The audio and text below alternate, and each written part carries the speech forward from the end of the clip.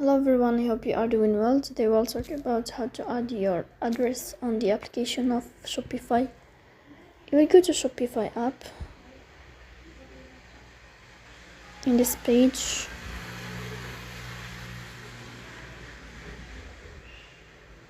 you will click here on this sign.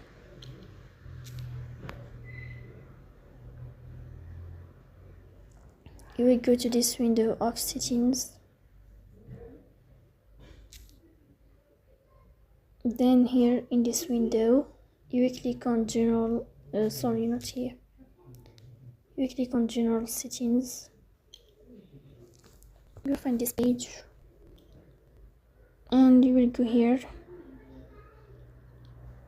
to this page of billing address, like this billing address here, and you will click to add your address. Please don't forget